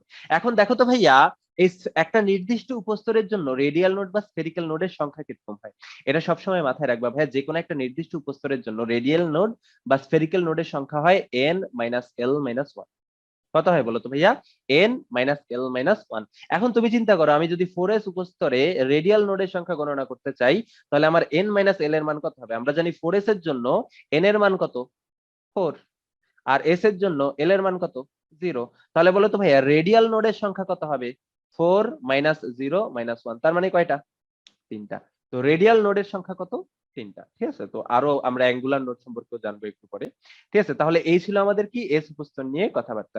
এখন তাহলে চলো তো আমরা পি উপস্তর নিয়ে মানে পি উপস্তরে যে অরবিটাল গুলো আছে সেগুলো নিয়ে একটু কথাবার্তা বলে আসি। তো পি উপস্তরের অরবিটাল গুলো দেখতে হচ্ছে এরকম। আচ্ছা, এখানে আমি অনেক কিছু আঁকায় ফেলছি, আমি একটু মুছে ফেলি। হ্যাঁ, একটু বসে বলি। তো পি উপস্তরে তিনটা অরবিটাল আছে, যেটা এক্স অক্ষ বরাবর আছে সেটা কি বলতো ভাইয়া, পি এক্স অরবিটাল। যেটা ওয়াই অক্ষ বরাবর আছে সেটা কি, পি ওয়াই অরবিটাল। যেটা জেড অক্ষ বরাবর আছে সেটা কি, পি জেড অরবিটাল। ঠিক আছে, পি জেড অরবিটাল। আহ এই তো, এখন এই যে ভাইয়া, এই এক্স অক্ষ বরাবর একটা অরবিটাল আছে, এটার মানে কি? মানে হচ্ছে ভাইয়া, এই যে পি উপস্তরে যে একটা নির্দিষ্ট অরবিটালে ইলেকট্রন আছে, ইলেকট্রন গুলা যে ইলেকট্রন মেঘ সৃষ্টি করে, ওইটা দেখতে কিরকম, একটা ডাম্বল শেপের, যেটা কি এক্স অক্ষ বরাবর আছে। ঠিক আছে, এক্স অক্ষ বরাবর সে ঘুরতেছে। ঠিক আছে, এক্স অক্ষ বরাবর সে ঘুরতেছে। ঠিক আছে, ঘুরতেছে। ঠিক আছে, এক্স অক্ষ বরাবর সে ঘুরতেছে। এখন এখন দেখো তো ভাইয়া, p x p y p z এগুলা তো দেখেই বোঝা যায়, এগুলা তোমরা মনে হয় 9 10 একটু করে পড়ছিলা, যে পি এক্স যেটা সেটা কি এক্স অক্ষ বরাবর থাকবে, পি ওয়াই যেটা সেটা ওয়াই অক্ষ বরাবর থাকবে, পি জেড যেটা সেটা কি জেড অক্ষ বরাবর থাকবে। এখন দেখো তো ভাইয়া, পি এক্স এর কথা যদি আমি চিন্তা করি ইন্ডিকেটলি, মানে একদম সুন্দরভাবে, দেখো তো ভাইয়া, পি এক্স অরবিটালের কথা যদি আমি চিন্তা করি, এই অরবিটালের বরাবর যদি আমি একটা চিন্তা করি, এভাবে যদি একটা তল চিন্তা করি, ঠিক আছে, জেড অক্ষ বরাবর যদি একটা তল চিন্তা করি, এই তল বরাবর ভাইয়া দেখো তো ইলেকট্রন প্রাপ্তির সম্ভাবনা যেটা একদম কম না, একদম কম না বলো তো, একদম কম কিন্তু। ঠিক আছে, পি এক্স অরবিটালের কথা যদি আমি চিন্তা করি, দেখো এই জেড অক্ষ বরাবর যদি আমি একটা তল তল কল্পনা করি, এখানে কি ইলেকট্রন পাওয়ার সম্ভাবনা অনেক কম, দেখো একদম কিছুই নেই, ফাঁকা। ঠিক আছে, ফাঁকা। তো পি অরবিটালের ক্ষেত্রে কিন্তু এটাই হয়, আমাদের ইলেকট্রন প্রাপ্তির সম্ভাবনা যেটা সেটা কি, এই সাইডে কি হয়, মনে করো এটা হচ্ছে আমাদের পি অরবিটাল। ঠিক আছে, এটা কি আমাদের একটা পি অরবিটাল। পি অরবিটালের আগার দিকে ইলেকট্রন প্রাপ্তির সম্ভাবনা অনেক থাকে, তার মানে ইলেকট্রন ম্যাগ যেটা সেটা কি হয়, আগার দিকে অনেক বেশি থাকে। যতই ভাই মাঝখানের দিকে আসে ইলেকট্রন প্রাপ্তির সম্ভাবনা কি হয়ে যায়, আস্তে আস্তে কমতে থাকে। মানে ইলেকট্রন বেগ কি হয়, আস্তে আস্তে কমতে থাকে। এবং মাঝখানে যে পয়েন্টটা, এই মাঝখানের পয়েন্টে তো নিউক্লিয়াস আছে, তার মানে ইলেকট্রন প্রাপ্তির সম্ভাবনা কিন্তু অনেক কম। ঠিক আছে, অনেক কম। তো এজন্য কি বলতো ভাই, এই মাঝখান বরাবর যদি আমি একটা তল কল্পনা করি, ঠিক আছে, প্লেন কল্পনা করি, সেই বরাবর কিন্তু আমাদের ইলেকট্রন প্রাপ্তির সম্ভাবনা নাই বললেই চলে। তো এই যেই তল বরাবর ইলেকট্রন প্রাপ্তির সম্ভাবনা শূন্য, সেটাকে আমরা কি বলতে পারি, নোড বলতে পারি। এবং যেহেতু এখানে আমরা একটা প্লেন কল্পনা করতেছি, এটাকে আমরা কি বলতে পারি বলতো ভাইয়া, নোডাল প্লেন বলি। ঠিক আছে, এরকম তলীয় যে প্লেন গুলো আছে, নোডাল প্লেন যেগুলো আছে, সেগুলাকে আমরা কি বলি বলতো ভাইয়া, অ্যাঙ্গুলার নোড বলি। কি বলি বলতো ভাইয়া, অ্যাঙ্গুলার নোড বলি। এখন কোন একটা নির্দিষ্ট কি বলতো ভাইয়া, অরবিটালের জন্য অ্যাঙ্গুলার নোডের সংখ্যা কত? অ্যাঙ্গুলার নোডের সংখ্যা হচ্ছে ভাইয়া এল সংখ্যক। কত সংখ্যক? এল সংখ্যক। তাহলে ঠিক আছে। এখন দেখো তো, একটু আগে আমরা দেখলাম কোন একটা নির্দিষ্ট অরবিটালের রেডিয়াল নোড হচ্ছে n-l-1, আর কোন একটা নির্দিষ্ট অরবিটালের জন্য অ্যাঙ্গুলার নোডের মান কত? এল এর সমান। তাহলে বলো তো ভাইয়া, টোটাল নোড কয়টা হবে নির্দিষ্ট একটা অরবিটালের জন্য? তাহলে নির্দিষ্ট একটা অরবিটালের জন্য টোটাল নোড সমান কত হবে? আমরা জানি টোটাল নোড মানে কি, রেডিয়াল নোড প্লাস কি বলতো ভাইয়া, অ্যাঙ্গুলার নোড। তাহলে রেডিয়াল নোডের সংখ্যা কত? n-l-1। আর অ্যাঙ্গুলার নোডের সংখ্যা কত? l। তাহলে টোটাল টোটাল নোড কত হবে? n-1। তার মানে নির্দিষ্ট একটা অরবিটালে টোটাল নোডের সংখ্যা কত? n-1। তার মানে n-1 টাইপের জায়গা আছে, তল আছে, বা কি আছে, স্ফেরিক্যাল জায়গা আছে, যেখানে কি ইলেকট্রন প্রাপ্তির সম্ভাবনা একদম শূন্যের কাছাকাছি, নাই বললেই চলে।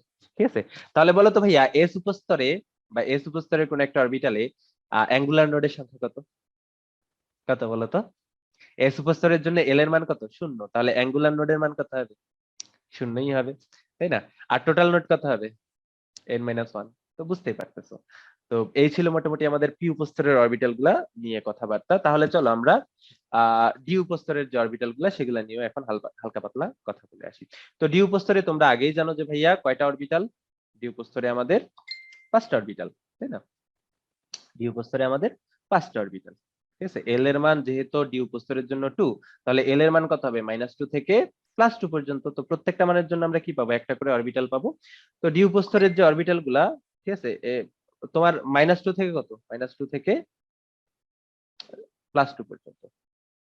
আমি আবার বলি, একটা নির্দিষ্ট উপস্তরের যে কোনো অরবিটালকে আমরা যে কোনো সহকারী কোয়ান্টাম নাম্বার দিয়ে, ম্যাগনেটিক কোয়ান্টাম নাম্বার দিয়ে প্রকাশ করতে পারি। যেমন আমি যদি dz² অরবিটালের জিজ্ঞেস করি যে dz² অরবিটালটার ম্যাগনেটিক কোয়ান্টাম নাম্বার কত, বা যে কোনো একটা হইতে পারে, -2, -1, 0, +1, +2, যে কোনো একটা হইতে পারে। বাট যখন তুমি বলবা যে dz² এর যে ম্যাগনেটিক কোয়ান্টাম নাম্বার সেটা 0, তখন বাকিগুলার ভাই আর 0 বলতে পারবে না। বাকিগুলার কি হবে? অন্য কিছু ধরা লাগবে। ঠিক আছে, তো তোমাদের বইতে অধিকাংশ বইতে, সব বইতে না, বিভিন্ন ভাবে ধরছে। তো তোমাদের বইতে এই ফর্মটা আসলে ইউজ করছে। ঠিক আছে, এই সিকোয়েন্সটা ইউজ করছে। -2 হলে dxy, -1 হলে dyz, 0 হলে dzx, +1 হলে কি dx² y², +2 হলে কি বলতো ভাই, dz²।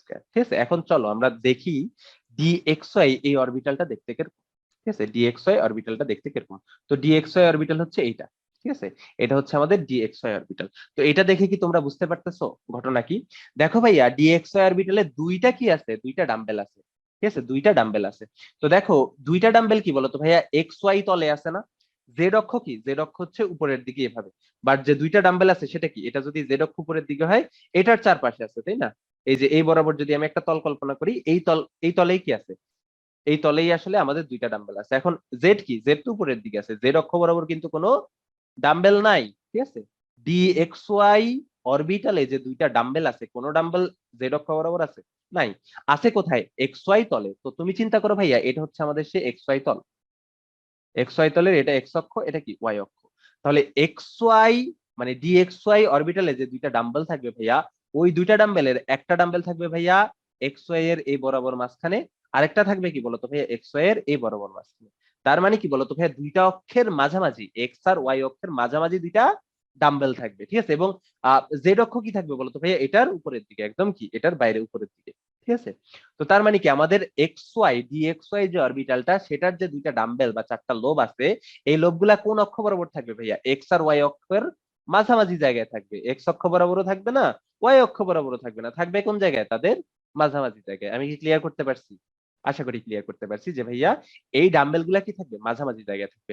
একইভাবে বলো তো ভাইয়া ডিওয়াইজেড টা দেখতে কিরকম হবে? ভাইয়া ডিওয়াইজেড টা দেখতে হবে কি, তার যে দুইটা ডাম্বেল থাকবে, এই দুইটা ডাম্বেল কি ওয়াই আর জেড অক্ষের মাঝামাঝি থাকবে। যেমন দেখো ভাইয়া এখানে এই যে ওয়াই আর জেড অক্ষের মাঝামাঝি আছে, ঠিক আছে, এবং এক্স অক্ষ কি একদম বাইরের দিকে আছে।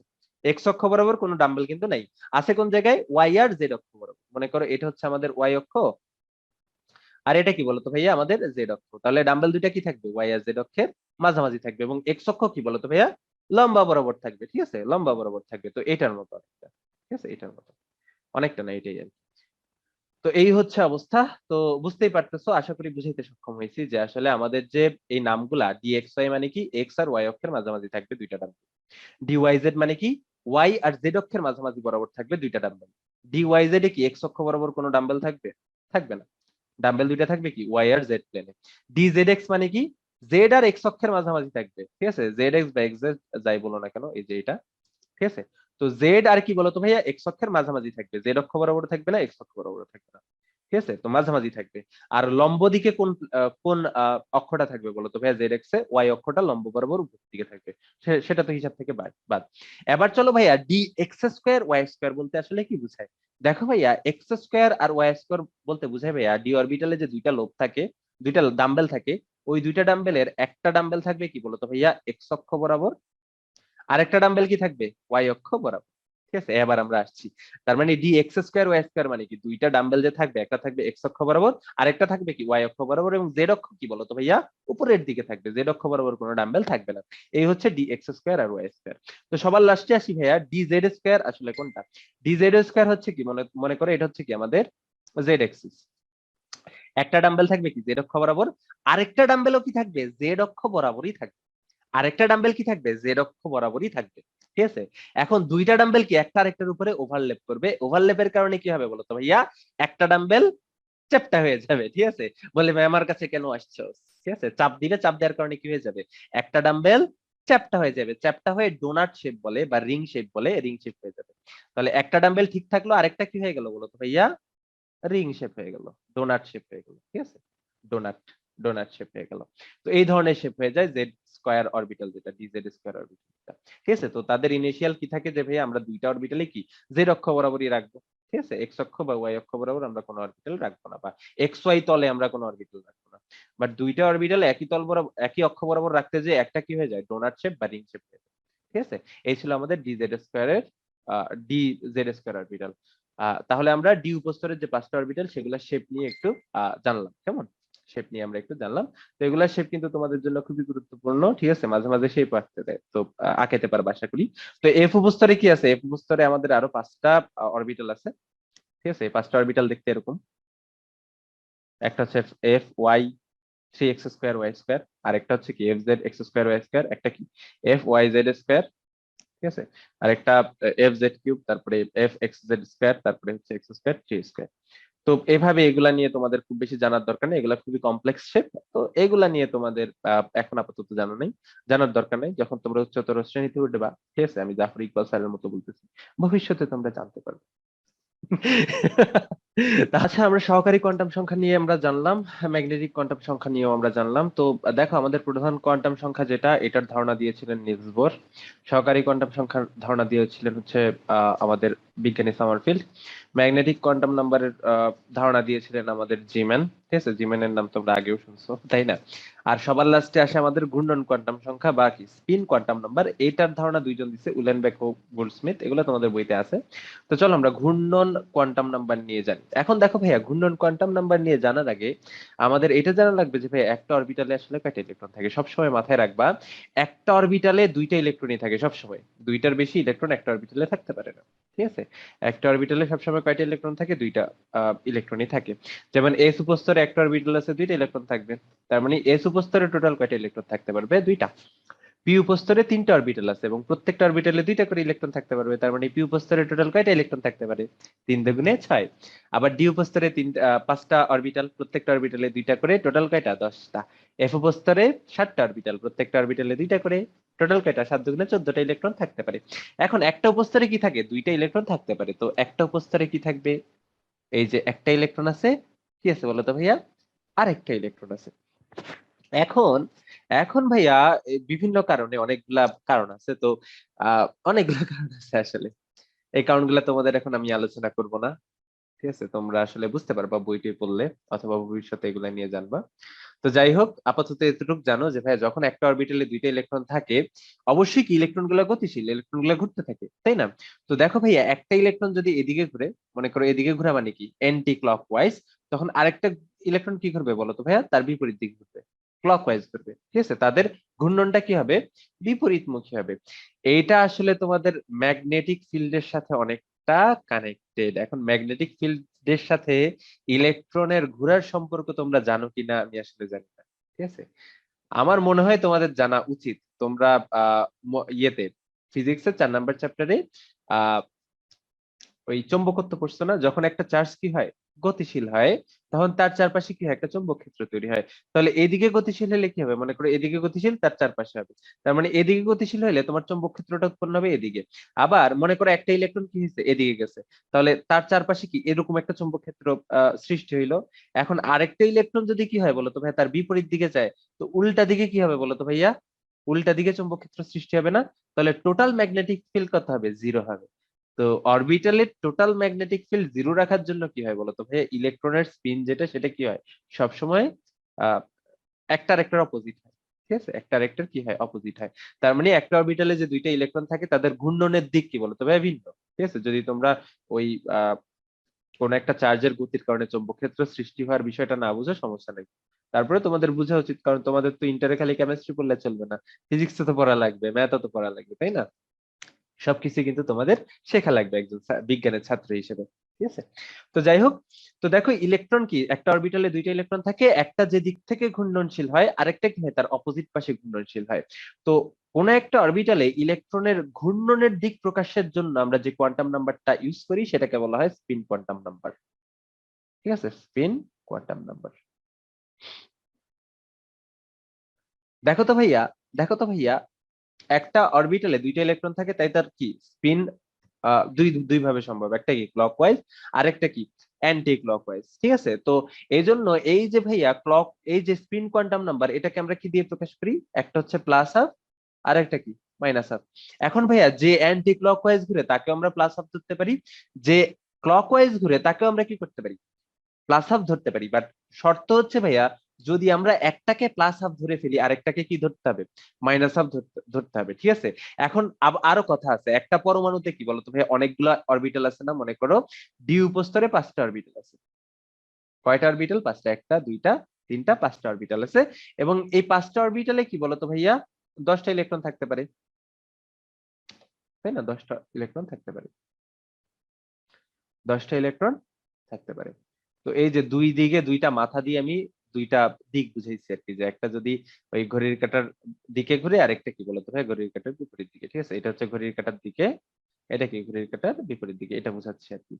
এখন মনে করো ভাইয়া, তুমি এই উপস্তরের বা একটা নির্দিষ্ট পরমাণুর একটা ইলেকট্রন, যে কিনা যে কিনা কি বলতো ভাইয়া ঘড়ির কাঁটার দিকে ঘুরতেছে, তার স্পিন কোয়ান্টাম নাম্বার কি বলতো ভাইয়া? প্লাস হাফ ধরে ফেলছো। তাহলে ঘড়ির কাঁটার দিকে যতগুলা স্পিন আছে, যতগুলো ইলেকট্রনের স্পিন আছে, সবগুলোর স্পিন কোয়ান্টাম নাম্বার তোমার কত ধরতে হবে? প্লাস হাফ ধরতে হবে, ঠিক আছে? সবগুলার প্লাস হাফ ধরতে হবে। আর ঘড়ির কাঁটার বিপরীত দিকে যারা আছে, তাদের কি বলতো ভাই? সবগুলার মাইনাস হাফ ধরতে হবে। তার মানে একটা যদি তুমি ধরে ফেলো যে ভাইয়া এটা হচ্ছে প্লাস হাফ, তাহলে বাকিগুলা কি সেই অনুসারে করা লাগবে, ঠিক আছে? এখন তুমি যদি ভাইয়া ঘড়ির কাঁটার দিকে প্রথমে মাইনাস হাফ ধরতা, তাহলে ঘড়ির কাঁটার দিকে যতগুলা ছিল সবগুলার মাইনাস হাফ ধরা লাগতো, এবং ঘড়ির কাঁটার বিপরীত দিকে যতগুলা ছিল সবগুলার কিন্তু প্লাস হাফ ধরতে হইতো, ঠিক আছে? এই জিনিসটা কিন্তু তোমাদের মাথায় রাখা লাগবে। তার মানে যেহেতু অরবিটালে দুইটা ইলেকট্রন থাকতে পারে, তো দুইটা ইলেকট্রনের স্পিন কি হয়? দুই দিকে হয়। তো একটার স্পিন কোয়ান্টাম নাম্বার যদি আমরা প্লাস হাফ ধরি, আর একটা স্পিন নাম্বার কি বলতো ভাই? মাইনাস হাফ ধরি। তো স্পিন কোয়ান্টাম নাম্বার কি? স্পিন কোয়ান্টাম নাম্বার হচ্ছে এমন একটা কোয়ান্টাম নাম্বার যেটা দিয়ে আমরা কি করতে পারি? ইলেকট্রনের কি ঘূর্ণনের দিক যেটা, সেটা বের করতে পারি। একটা যদি ঘড়ির কাঁটার দিকে ঘুরে, আরেকটা কি ঘড়ির কাঁটার বিপরীত দিকে ঘুরে। তাহলে আমরা 4 নাম্বার মানে 4 ধরনের কোয়ান্টাম নাম্বার সম্পর্কে যথেষ্ট জেনে ফেলছি ইনশাল্লাহ, আলহামদুলিল্লাহ। তো প্রথমটা কি ছিল আমাদের? প্রথমটা ছিল আমাদের প্রথম কোয়ান্টাম নাম্বার, যাকে আমরা এন দিয়ে প্রকাশ করি, ঠিক আছে? এন আসলে কাকে ইন্ডিকেট করে? শক্তি স্তরের সংখ্যাকে ইন্ডিকেট করে, এবং তার সংজ্ঞা আমরা দিছিলাম আরেকটু ভিন্ন ভাবে। তারপরে আমরা কি এজিমুথাল কোয়ান্টাম নাম্বার বা সহকারী কোয়ান্টাম সংখ্যা সম্পর্কে জেনেছি। সহকারী কোয়ান্টাম সংখ্যার মান সহকারী কোয়ান্টাম সংখ্যাকে আমরা এল দিয়ে প্রকাশ করি। এল এর মান কত হইতে পারে? এল এর মান হইতে পারে 0 থেকে n-1 পর্যন্ত। এল এর প্রত্যেকটা মান কি একটা উপস্তরকে ইন্ডিকেট করে, ঠিক আছে? এবং সহকারী কোয়ান্টাম নাম্বারের সংজ্ঞাটা আমরা অন্যভাবে দিয়েছিলাম, ঠিক আছে? এরপরে আমরা ম্যাগনেটিক কোয়ান্টাম নাম্বার সম্পর্কে জেনেছি। তো ম্যাগনেটিক কোয়ান্টাম নাম্বারকে আমরা এম দিয়ে প্রকাশ করি এবং এম এর মান কত হইতে পারে? -L থেকে 0 সহ +L হইতে পারে। তো এম এর প্রত্যেকটা মান কি করে? একটা নির্দিষ্ট অরবিটালকে নির্দেশ করে, ঠিক আছে? এম এর প্রত্যেকটা মান একটা নির্দিষ্ট অরবিটালকে নির্দেশ করে। তারপর আমরা কি দেখলাম যে একটা অরবিটালে দুইটা ইলেকট্রন থাকতে পারে। দুইটা ইলেকট্রনের স্পিন কি দুই ধরনের হয়, একটা অ্যান্টি ক্লকওয়াইজ হলে আরেকটা ক্লকওয়াইজ হয়। তো এদের স্পিনকে আমরা কি বলতো ভাই, যে কোয়ান্টাম নাম্বার দিয়ে প্রকাশ করি সেটাই কি স্পিন কোয়ান্টাম নাম্বার। কত হইতে পারে? +1 আর -1, যেহেতু দুইটা ইলেকট্রনই পসিবল। তো এই ছিল মোটামুটি আমাদের কোয়ান্টাম নাম্বার সম্পর্কে বেসিক ধারণা। কোয়ান্টাম নাম্বার সম্পর্কে আমরা বেসিক ধারণা নিয়ে নিয়েছি। তো 19 আমরা একটা জিনিস দেখছিলাম যে ভাই একটা নির্দিষ্ট শক্তি স্তরের সর্বোচ্চ ইলেকট্রন ধারণ ক্ষমতা কত, ঠিক আছে? মনে করো এনতম শক্তি স্তরের সর্বোচ্চ ইলেকট্রন ধারণ ক্ষমতা কত? সর্বোচ্চ ইলেকট্রন ধারণ ক্ষমতা হচ্ছে 2n² এর সমান। তার মানে 3তম শক্তি স্তরে সর্বোচ্চ ইলেকট্রন ধারণ ক্ষমতা কত? 2 × 3²। তার মানে কত? 18। 4 নম্বর শক্তি স্তরে কত বলো তো ভাইয়া? 2 × 4²। তার মানে কত বলো তো ভাইয়া? 32। 5 নম্বর কক্ষপথে কত বলো তো ভাইয়া? 2 × 5²। মানে কত? 50। খবরদার ভাইয়া ভুলেও 32 লিখবা না। 32 এটা আগে মনে করা হইতো যে ভাইয়া একটা নির্দিষ্ট কক্ষপথে 32টা ইলেকট্রনের বেশি হইতে পারে না, বাট বর্তমানে এই জিনিসটা আসলে নাই, ঠিক আছে? কারণ আগে ধারণা করা হইতো f অরবিটালের বাইরে আর কোনো অরবিটাল নাই। কারণ আমরা কি জানি s উপস্তরে 2টা, p উপস্তরে কি সর্বোচ্চ 6টা ইলেকট্রন থাকতে পারে, d উপস্তরে সর্বোচ্চ 10টা ইলেকট্রন থাকতে পারে, f উপস্তরে সর্বোচ্চ 14টা ইলেকট্রন থাকতে পারে। তো এই 4টা অরবিটাল যদি একটা নির্দিষ্ট উপস্তরে থাকে তাহলে সর্বোচ্চ কয়টা ইলেকট্রন থাকতে পারে? 32টা। কিন্তু এখন তো আমরা জানি যে ভাইয়া জি উপস্তরে সম্ভব, এইচ উপস্তরে সম্ভব। তার মানে আরো বেশি ইলেকট্রন থাকতে পারবে না কেন? পারে কিন্তু, ঠিক আছে? পারে। তাহলে পঞ্চম শক্তি স্তরের সর্বোচ্চ ইলেকট্রন ধারণ ক্ষমতা কত? 50, ঠিক আছে? তো এটা আমরা 19 এ জানতাম। তাহলে বলো তো ভাইয়া একটা নির্দিষ্ট কক্ষপথে বা n তম শক্তি স্তরের ইলেকট্রন ধারণ ক্ষমতা যদি হয় 2n², সেখানে অরবিটাল কয়টা আছে? ভাইয়া দেখো, দুইটা ইলেকট্রন থাকার জন্য একটা অরবিটাল লাগবে। তাহলে 2n² ইলেকট্রনের জন্য অরবিটাল কয়টা লাগবে বলো তো ভাইয়া? তার অর্থে তার মানে অরবিটাল কয়টা থাকে? তার মানে n তম শক্তি স্তরে টোটাল অরবিটালের সংখ্যা কতগুলা? n² গুলা, ঠিক আছে? তার মানে n তম শক্তি স্তরে টোটাল অরবিটালের সংখ্যা হচ্ছে n² এর সমান, তাই না? এই বিষয়ে আমাদের কোনো সন্দেহ নাই। এখন তোমাদের যদি আমি জিজ্ঞেস করি কোন একটা উপস্তরে সর্বোচ্চ কয়টা অরবিটাল থাকতে পারে, দেখো ভাইয়া s উপস্তর যখন কি l এর মান 0, তখন অরবিটাল কয়টা থাকে বলো তো ভাইয়া? 0, ঠিক আছে? p উপস্তর যখন l এর মান কত? 1, ঠিক আছে? অরবিটাল কয়টা থাকে? 3টা। d উপস্তর যখন l এর মান হচ্ছে ভাইয়া 2, তখন অরবিটাল থাকে কয়টা? 5টা। দেখো তো ভাইয়া এই অরবিটাল সংখ্যাকে আমরা যদি m দিয়ে প্রকাশ করতে পারি, ঠিক আছে?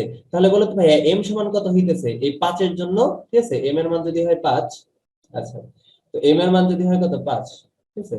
অরবিটাল সংখ্যা যদি হয় 5, তাহলে আমরা কি দেখো তো ভাইয়া এই সহকারী কোয়ান্টাম সংখ্যা তার সাথে আমরা যদি কি করি একটা 2 গুণ করি, তার সাথে যদি আমরা 1 যোগ করি, তাহলে আমরা কত পাই? 5 পাই না? এভাবে লিখার একটা কারণ আছে, দেখো উপরেরটা আমরা এভাবে লিখতে পারি। দেখো তো ভাইয়া এই 3 সমান আমরা কি লিখতে পারি? 2 × 1 প্লাস কত বলো তো ভাইয়া? 1 লিখতে পারি না? আবার 0 সমান কত লিখতে পারি বলো তো ভাইয়া?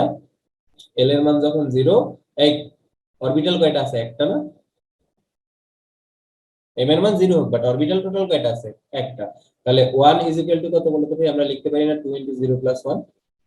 তার মানে দেখো তো ভাইয়া এই যে তিনটা জায়গায় সবকিছু কিন্তু সেম প্রায়। এই যে 2 এই জিনিসটা সেম, ঠিক আছে? এই +1 এই জিনিসটা সেম। চেঞ্জ হচ্ছে কোনটা? 0 1 2। এই 0 1 2 আসলে কার মান? l এর মান না?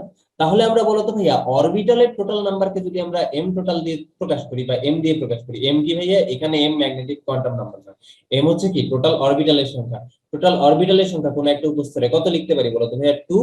এই কি বলতো ভাইয়া যখন l এর মান 0 তখন কি 2 × 0, যখন l এর মান 1 তখন কি 2 × 1। তার মানে এখানে আমরা 2 × l প্লাস কত বলতে পারি? 1 বলতে পারি। তার মানে কোন একটা নির্দিষ্ট উপশক্তি স্তরে অরবিটাল সংখ্যা কত? 2l + 1 এর সমসংখ্যক, ঠিক আছে? তার মানে আমি যদি বলি ভাইয়া f অরবিটালে f উপস্তরে অরবিটাল কয়টা আছে, আমরা কি জানি f এর জন্য l এর মান কত? 3। তাহলে অরবিটালের নাম্বার কত হবে? 2 × 3 + 1, তার মানে কয়টা? 7টা অরবিটাল, ঠিক আছে? তাহলে আমি যদি আবার তোমাকে জিজ্ঞেস করি যে ভাইয়া কোনো একটা উপশক্তি স্তরে টোটাল ইলেকট্রন ধারণ ক্ষমতা কত, তুমি কি বলবা? দেখো ভাইয়া, কোনো একটা উপশক্তি স্তরে অরবিটাল থাকে 12 + 1 এবং প্রত্যেকটা অরবিটালে ইলেকট্রন থাকে 2টা, তাহলে টোটাল ইলেকট্রন ধারণ ক্ষমতা কত হবে? 2 * 12 + 1, তার মানে কোনো একটা উপশক্তি স্তরে ইলেকট্রন ধারণ ক্ষমতা কত? 2 * 12 + 1 সংখ্যক। তো আশা করি বুঝতে পেরেছো। তো এখান থেকে আমাদের রিটেনে কেমন কোশ্চেন আসতে পারে, ঠিক আছে? এই কোয়ান্টাম নাম্বার থেকে আমাদের রিটেনে কেমন কোশ্চেন আসতে পারে? নরমালি এই ধরনের কোশ্চেন আসে যে ভাইয়া কোনো একটা শক্তি স্তরে যতগুলো ইলেকট্রন আছে সবগুলোর কোয়ান্টাম নাম্বার দেখো, ঠিক আছে? কোনো একটা শক্তি স্তরে যতগুলো ইলেকট্রন আছে সবগুলোর কোয়ান্টাম নাম্বার দেখো। অথবা এরকম আসতে পারে যে কোনো একটা শক্তি স্তরের সবগুলো মানে সবগুলো ইলেকট্রনের জন্য কোয়ান্টাম নাম্বার দেখিয়ে প্রমাণ করো যে একটা শক্তি স্তরের টোটাল ইলেকট্রন ধারণ ক্ষমতা কত, 2n² কে সমর্থন করে। যেমন এখানে আমি একটা কোশ্চেন লিখলাম যে কোয়ান্টাম সংখ্যা বের করে দেখাও যে 4 নং শক্তি স্তরের ইলেকট্রন ধারণ ক্ষমতা 2n² কে সমর্থন করে। এখন বলো তো ভাইয়া 2n² কে সমর্থন করার জন্য 4 নং শক্তি স্তরে ইলেকট্রন থাকতে হবে কয়টা? 2 * 4² = 32। এখন আমরা কোয়ান্টাম সংখ্যা বের করে করে যদি দেখাইতে পারি যে 4 নং শক্তি স্তরে ইলেকট্রন আছে 32টা, তাহলে আমরা কি মানে ইলেকট্রন ধারণ ক্ষমতা হচ্ছে 32টা, তাহলে কি আমাদের এই যে কোশ্চেনটা, এই কোশ্চেনটার আনসার আমাদের হয়ে যাবে। তাহলে এটার জন্য আমরা কি করব? চলো আমরা একটা বক্স লিখে ফেলি, ঠিক আছে? আমরা একটা বড় বক্স লিখে ফেলি। আচ্ছা দেখো, 4 নাম্বার শক্তি স্তরের জন্য আমাদের প্রধান কোয়ান্টাম নাম্বারের মান কত? 4, ঠিক আছে? নিঃসন্দেহে 4 নাম্বার শক্তি স্তরের জন্য আমাদের প্রধান কোয়ান্টাম সংখ্যা যেটা, সেটার মান কত হবে? 4। এখন বলো তো ভাইয়া, প্রধান কোয়ান্টাম সংখ্যা যদি হয় 4, তার জন্য সহকারী কোয়ান্টাম সংখ্যা কত থেকে কত হইতে পারে? 0 থেকে কি n-1 পর্যন্ত। তার মানে 0 হইতে পারে, 1 হইতে পারে, 2 হইতে পারে, আর কি হইতে পারে বলো তো ভাইয়া? 3 হইতে পারে, ঠিক আছে? 0, 1, 2, 3 এই তিনটা কি সহকারী কোয়ান্টাম নাম্বার পসিবল। এখন বলো তো ভাইয়া, এই সহকারী কোয়ান্টাম নাম্বার গুলো আসলে কাকে ইন্ডিকেট করে? উপস্তরকে। যখন সহকারী কোয়ান্টাম নাম্বারের মান হচ্ছে 0, তখন সেটা কোন উপস্তরকে ইন্ডিকেট করে? s উপস্তর। যখন যেহেতু এটা কি বলতো ভাই 4 নাম্বার শক্তি স্তরে, তাইলে অবশ্যই কি 4s উপস্তর, তাই না? এটা ইন্ডিকেট করবে কোন উপস্তরকে? 4s উপস্তরকে। যখন সহকারী কোয়ান্টাম নাম্বারের মান 1, তখন এটা কোন উপস্তরকে ইন্ডিকেট করবে? 4p উপস্তরকে। যখন 2, এটা কোন উপস্তরকে ইন্ডিকেট করবে? 4d। আর যখন 3, সেটা কোন উপস্তরকে ইন্ডিকেট করবে? 4f, তাই না? তো 0 এর জন্য s, 1 এর জন্য p, 2 এর জন্য d, আর 3 এর জন্য কি f উপস্তরকে ইন্ডিকেট করে, আমরা জানি l এর মান। এবং যেহেতু এটা 4 নাম্বার শক্তি স্তর, প্রত্যেকটার সামনে আমরা 4 লাগাইছি, তাই না? 4 লাগাইছি। এখন বলো তো ভাইয়া, যখন এল এর মান 0, তখন ম্যাগনেটিক কোয়ান্টাম নাম্বার কত হয়? অবশ্যই 0 হয়, তাই না? ম্যাগনেটিক কোয়ান্টাম নাম্বার কত হয়? 0 হয়। এবং 0 কোন অরবিটালের জন্য বলো তো ভাইয়া? 4s উপস্তরে একটাই অরবিটাল আছে, সেটা কি 4s অরবিটাল, ঠিক আছে? 4s উপস্তরে একটাই অরবিটাল আছে, সেটা কি 4s অরবিটাল। তার মানে এখানে কয়টা অরবিটাল আছে? একটা অরবিটাল। এখন বলো তো ভাইয়া, যখন আমাদের এল এর মান 1, তখন এম এর মান কি হতে পারে? আমরা জানি এল এর মান 1 এর জন্য এম এর মান কত হয় বলো তো ভাইয়া? কত হয়? -l থেকে +l পর্যন্ত। তাহলে 3টা মান পসিবল, তাই না? কয়টা মান পসিবল? 3টা। 3টা। তাহলে কি কি বলতো ভাইয়া সেই 3টা মান? একটা হচ্ছে কি, একটা হচ্ছে -1, আরেকটা কি বলতো ভাইয়া? আরেকটা হচ্ছে এটা আমি আরেকটু সুন্দর করে আগাইতে পারি।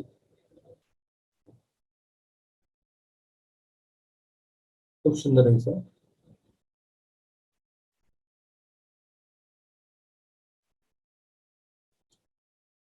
তাহলে একটা হচ্ছে -1, আরেকটা কি বলতো ভাইয়া? 0, আরেকটা কি +1, তাই না? তো -1 কোনটা হবে? 4px।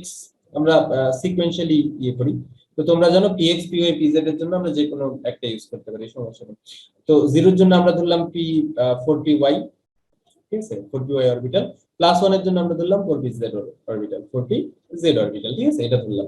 এখন বলো তো ভাইয়া, যখন l এর মান 2, তখন m এর মান কি হতে পারে? -2 থেকে +2 পর্যন্ত। তাহলে কয়টা মান পাবো? 5টা মান। তাহলে এই হচ্ছে একটা মান, 2টা, 3টা, আচ্ছা, তো 5টা মান পসিবল। তো 5টা মান কি কি বলো তো ভাইয়া? 5টা মান হচ্ছে -2, -1, 0, +1, +2। তো আমরা ধরি সিকোয়েন্স অনুসারে ধরি যে ভাই এটা তাহলে কি হবে? 4d xy, ঠিক আছে? এটা কোন অরবিটাল হবে? 4d yz, ঠিক আছে? আমরা ধরলাম, আমরা জানি যে ভাই যেহেতু একটা নির্দিষ্ট উপস্তরে সবগুলো অরবিটালের শক্তি সমান, তাহলে যে কোনো একটাকে আমরা যে কোনো একটা ধরতে পারি, সমস্যা নেই। তো 0 এর জন্য কি বলতো ভাই? 4d yz ধরলাম, ঠিক আছে? +1 এর জন্য ধরলাম 4d x² y², আর +2 এর জন্য ধরলাম 4d z², ঠিক আছে? তো তুমি কিন্তু ইন্টারচেঞ্জ করতে পারো, +1 অন্য কোনো অরবিটালের জন্য দিতে পারো, বাট একটার জন্য ধরে ফেললে অন্যগুলাকে আর ওইটা দিয়ে বুঝাইতে পারবে না, ঠিক আছে। আবার বলো তো ভাইয়া এই 4f উপস্তরের জন্য দেখো যখন l এর মান 3 তখন আমরা ই এর মান কি পাবো বলো তো ভাইয়া, m এর মান কি পাবো, -3 থেকে +3 পর্যন্ত, তাই না? তার মানে কয়টা মান পাবো, 7টা মান পাবো। এখন 7টা মান কি এখানে আমি এইভাবে জায়গা দিতে পারবো? তাহলে 1টা 2টা 3টা 4টা 5টা 6টা 7টা, এভাবে তো জায়গা দিতে পারবো না, আমি ডিরেক্ট লিখে দিই, ঠিক আছে, লিখে দিই। তাহলে আমাদের ই এর মান কি হবে বলতো, আমাদের এখানে 3 এর জন্য আমাদের এল এর মান, এম এর মান কি হবে বলতো, আমাদের এম এর মান হবে -3, তারপরে কি -2 -1 0 +1 +2 +3, ঠিক আছে, টোটাল 7টা মান পাবো, ঠিক আছে, 7টা অরবিটাল পাবো। তো এই অরবিটাল গুলোর নাম তোমাদের লেখার দরকার নেই, তোমরা লিখবা পরে, ঠিক আছে, পরে লিখবা। এখন বলো তো ভাইয়া এই 4s একটা অরবিটালে টোটাল ইলেকট্রন কয়টা থাকতে পারে, দুইটা। একটার স্পিন কি হবে +1/2, আর একটার কি হবে বলো তো ভাইয়া -1/2। আবার বলো তো ভাইয়া 4px এটাও কি একটা অরবিটাল, এটার জন্য দুইটা ইলেকট্রনের স্পিন কোয়ান্টাম নাম্বার কত হতে পারে, +1/2 -1/2, তাই না? আবার 4py এটার জন্য কি +1/2 -1/2, তাই না? আবার কি বলতো ভাইয়া 4pz, ঠিক আছে, এটার জন্য কি +-1/2, এটার জন্য কি বলতো ভাইয়া +-1/2, ঠিক আছে, +-1/2। এটার জন্য কি প্রত্যেকটা অরবিটালের জন্য আমরা দুইটা করে স্পিন কোয়ান্টাম নাম্বার পাবো, প্রত্যেকটা অরবিটালের জন্য আমরা কি দুইটা করে স্পিন কোয়ান্টাম নাম্বার পাবো, প্রত্যেকটা অরবিটালের জন্য আমরা দুইটা করে স্পিন কোয়ান্টাম নাম্বার পাবো, ঠিক আছে, দুইটা করে। এই -3 এর জন্য কি পাবো আমরা, +-1/2 পাবো। -2 এর জন্য আমরা কি পাবো, +-1/2। 0 এর জন্য আমরা পাবো +-1/2, ঠিক আছে। -1 এর জন্য আমরা পাবো +-1/2, 0 এর জন্য আমরা কি পাবো, +-1/2 পাবো। আবার কি বলতো ভাই +1 এর জন্য আমরা আরো একটা +-1/2 পাবো। +2 এর জন্য আমরা কি পাবো বলতো ভাই +-1/2 পাবো। আবার কি +3 এর জন্য আমরা +-1/2 পাবো। এখন দেখো তো ভাই আলটিমেটলি আমরা প্রত্যেকটা স্পিন মানে কি প্রত্যেকটা ইলেকট্রন, দেখো তো ভাই 4s যে অরবিটাল সেখানে কি দুইটা ইলেকট্রনের দুইটা স্পিন পেয়েছে, তার মানে এখানে দুইটা ইলেকট্রন। আবার দেখো তো ভাইয়া তার মানে কি এই উপস্তরে টোটাল কয়টা ইলেকট্রন থাকতে পারে, দুইটা। এখন দেখো তো ভাইয়া 4p উপস্তর যেটা, এই উপস্তরে টোটাল কয়টা ইলেকট্রন আছে, স্পিন সংখ্যা যতগুলা ইলেকট্রন ততগুলা। দেখো ভাইয়া 1টা 2টা 3টা 4টা, ঠিক আছে। তারপরে কি বলো তুমি প্লাস মাইনাস মানে আরো দুইটা, তার মানে কয়টা, 6টা, ঠিক আছে। তার মানে 4p উপস্তরে টোটাল কয়টা ইলেকট্রন থাকতে পারে, 6টা।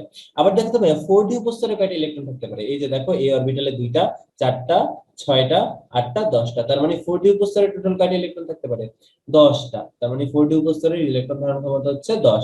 আবার দেখো তো 4f স্তরের ইলেকট্রন ধারণ ক্ষমতা কয়টা বা কতটা, মানে কতটা ইলেকট্রন থাকতে পারে।